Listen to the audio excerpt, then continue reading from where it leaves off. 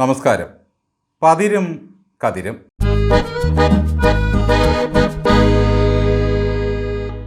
തേളിന് വാലിലാണ് വിഷം, നാഗം ഇഴഞ്ഞേ വരൂ, കാക്കവായിൽ എന്തും ദഹിക്കും. ഇങ്ങനെയൊക്കെ കുറേ ചൊല്ലുകളും ശൈലികളുമുണ്ട്. ഇതൊക്കെ ഓരോ ജീവപ്രാണികളുടെയും ജനിതകമായ ഗുണങ്ങളാണ്. അവർക്ക് അങ്ങനെയല്ലാതെ ജീവിക്കാനേ കഴിയില്ല. അധികാരം നഷ്ടമാകുന്നവരുടെ ഒരു കുഴപ്പം പഴയതുപോലെ ജീവിക്കാൻ കഴിയുന്നില്ല എന്നുള്ളതാണ്. സർവത്ര ആശയക്കുഴപ്പമാകും. മറവി രോഗം ബാധിച്ചവർ ദിനചര്യ മറക്കും പോലെ മന്ത്രി പദവിയിലിരുന്ന് ഇറങ്ങുന്നവരുടെ അവസ്ഥ വളരെ ഖേദകരമാണ്. ഞാനായിരുന്നെങ്കിൽ എന്നൊരു തോന്നൽ എപ്പോഴും ഉണ്ടാകും. ഇതുപോലെ ആകെ ലക്കുകെട്ട ഒരു പരുവത്തിലാണ് കിരീടം നഷ്ടമായ നമ്മുടെ മുഹമ്മദ് റിയാസിൻ്റെ അവസ്ഥ. പട്ടാഭിഷേകത്തിനുള്ള കുപ്പായവും തലപ്പാവും എല്ലാം കരുതി വെച്ചതാണ്. തലപ്പാവിൽ പതിക്കേണ്ട രത്നം മരതകം വേണോ മാണിക്യം വേണോ എന്ന ആശങ്കയേ ഉണ്ടായിരുന്നുള്ളൂ. പിണറായി കടിച്ച കപ്പിനും ചുണ്ടിനുമിടയിൽ സകലതും നഷ്ടമായി. ഇനിയുള്ള പ്രധാന പണി മറ്റവന്മാർ ചെയ്യുന്നതിലെ കുറ്റങ്ങൾ കണ്ടുപിടിക്കുക എന്നതാണ്. CPM-ൻ്റെ ഇനിയുള്ള രാഷ്ട്രീയ പ്രവർത്തനം അതുമാത്രമായിരിക്കും. ഒരിക്കലും മറ്റവനെ ഭരിക്കാൻ അനുവദിക്കാതെ മൂട്ടിലിങ്ങനെ തീയിട്ടുകൊണ്ടേയിരിക്കും. അങ്ങനെ നോക്കിയിരിക്കുമ്പോഴതാ കിട്ടിപ്പോയി. ഇന്നലെ സത്യപ്രതിജ്ഞാ ചടങ്ങിന് മുമ്പ് വന്ദേമാതരം മുഴുവനായി ആലപിച്ചതിൻ്റെ ഒരു ദഹനക്കേടിലാണ് ഇപ്പോൾ മിസ്റ്റർ മരുമകൻ. സതീശൻ കേന്ദ്രത്തിന് വഴങ്ങിയെന്നാണ് അദ്ദേഹം പറഞ്ഞു വരുന്നത്. കുറേ കാലഘട്ടത്തിലെങ്കിലും വന്ദേമാതരം ഇന്ത്യയുടെ ദേശീയ ഗാനമായി കരുതപ്പെട്ടിരുന്നു. ഭാരതത്തെ മാതാവായി കണക്കാക്കി പൂജിക്കുന്നു എന്ന വരികളൊക്കെയാണ് ഇതിൽ ചിലർക്ക് കല്ലുകടിയാകുന്നത്. ഇസ്ലാം മതവിശ്വാസികൾ അതിലെ ചില വരികൾ ഉൾക്കൊള്ളാൻ വിസമ്മതിക്കുന്നത് അതുകൊണ്ടാണ്. സ്വാതന്ത്ര്യ സമരകാലത്ത് ബ്രിട്ടീഷ് ഭരണത്തിൽ നിന്നും മോചനത്തിനു വേണ്ടിയുള്ള തീക്ഷ്ണമായ ശബ്ദമായി വന്ദേമാതരം മാറിയ കഥ റിയാസിന് അറിയില്ലേ? ഭാരതം, ഭാരതാംബ എന്നീ സങ്കല്പത്തോടുള്ള സുഖക്കേടാണ് ചിലരിൽ ദഹിക്കാതെ കിടക്കുന്നത്. ഭാരതാംബ എന്ന് പറയുന്നതിലേ ഉള്ളു കുഴപ്പം. അമ്മായിയപ്പനും മരുമകനും കൂടി മോദിയുടെ കയ്യിൽ തൂങ്ങിയ കാലത്തായിരുന്നു ഇതൊക്കെയെങ്കിൽ സുഖിച്ചേനെ. ഇപ്പോഴത് അല്ലല്ലോ സ്ഥിതി.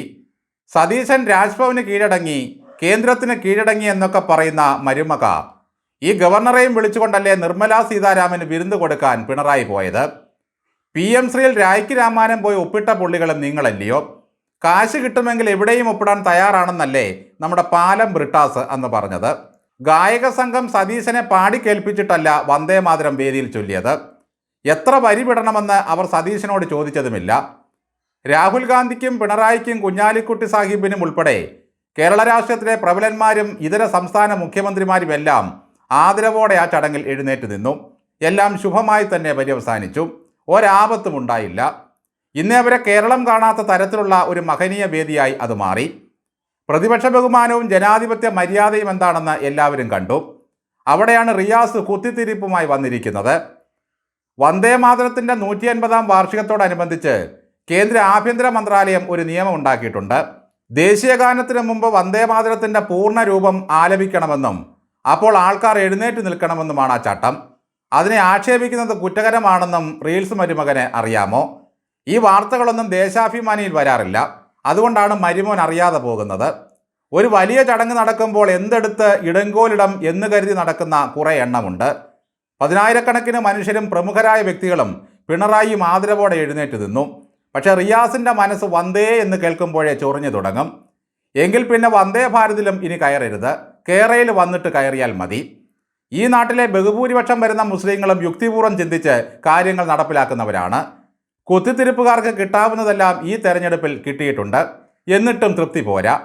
വന്ദേമാതരത്തിന് പകരം വിനയൻ്റെ തെറിപ്പാട്ടും വിനായകൻ്റെ മുണ്ടുപൊക്കലുമായിരുന്നെങ്കിൽ റിയാസിന് തൃപ്തിയാകുമായിരുന്നു.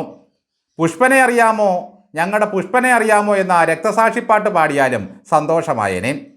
വന്ദേമാതരം പാടിയപ്പോൾ എഴുന്നേറ്റ് നിന്ന പിണറായിയോട് ആദ്യം പ്രതിഷേധം അറിയിക്കണം. കേരള സമൂഹത്തിൻ്റെ പരിച്ഛേദമായ വിവിധ മതസമുദായ വിഭാഗത്തിൽപ്പെട്ട മനുഷ്യർ ഒത്തുകൂടിയ ആ ചടങ്ങിൽ ഒരുവിധ അസ്വാരസ്യങ്ങളും ആരും പ്രകടിപ്പിച്ചില്ല. ഭരണകക്ഷിയിലുള്ള മുസ്ലിം ലീഗും യാതൊരു എതിർപ്പും ഇതുവരെ പറഞ്ഞിട്ടില്ല. എല്ലാവരും ശാന്തരായി സന്തോഷത്തോടെ മടങ്ങി. സന്തോഷത്തിൻ്റെ ശാന്തമണ്ഡലത്തിൽ വിദ്വേഷത്തിൻ്റെയും അസഹിഷ്ണുതയുടെയും വിത്തുവാരി എറിയുന്നത് മതനിരപേക്ഷതയും മതേതരത്വവും പറയുന്ന ആളുകൾക്ക് പറ്റിയ പണിയല്ല. ഹിന്ദു സ്ത്രീയെ വിവാഹം കഴിച്ചെങ്കിലും താനൊരു ഇസ്ലാമിക പോരാളിയാണെന്ന് ലോകത്തെ അറിയിക്കാനുള്ള വെപ്രാളമാണ് റിയാസിന്. കുത്തിത്തിരിപ്പ് കുലത്തൊഴിലാക്കിയ കമ്മികളിനി 5 വർഷം കൊണ്ട് ഏതറ്റം വരെ പോകുമെന്ന് കണ്ടറിയണം. ഈ വന്ദേമാതരമൊക്കെ വേണ്ടെന്ന് വയ്ക്കാൻ ഒറ്റ മാർഗമേ ഉള്ളൂ റിയാസൈനി. ഇന്ത്യയുടെ ഭരണം പിടിച്ചെടുക്കുക. എന്നിട്ട് ബലികുടീരങ്ങളെ അങ്ങോട്ട് കാച്ചാൻ പറയണം. ഇന്നലെ വരെ നിങ്ങളുടെ ദാസന്മാരായി നിന്ന ഉദ്യോഗസ്ഥരാണ് ഇതിനെല്ലാം നേതൃത്വം കൊടുക്കുന്നത് എന്ന് അറിയുക. ചീഫ് സെക്രട്ടറിയുടെ മേൽനോട്ടത്തിൽ ലോക്ഭവൻ നടത്തുന്ന ചടങ്ങിൽ വന്ദേമാതരം ഒന്ന് പാടിക്കേൾക്കട്ടെ എന്നും എത്ര വരി വിട്ടിട്ടാണ് നിങ്ങൾ പാടുന്നതെന്നും അല്ലെങ്കിൽ മുഹമ്മദ് റിയാസിന് ദേഷ്യം വരുമെന്നൊന്നും പറയുകയോ അന്വേഷിക്കുകയോ ചെയ്തേണ്ട കാര്യം സതീശനില്ലല്ലോ സഖാവേ. അമ്മയെന്നും ജനനിയെന്നും കേൾക്കുമ്പോൾ ഇത് മറ്റവന്മാരുടേതാണെന്ന് പറയുന്ന പുളിച്ച വർഗീയത ഇടത് കക്ഷത്തിൽ വെച്ചുകൊള്ളുക.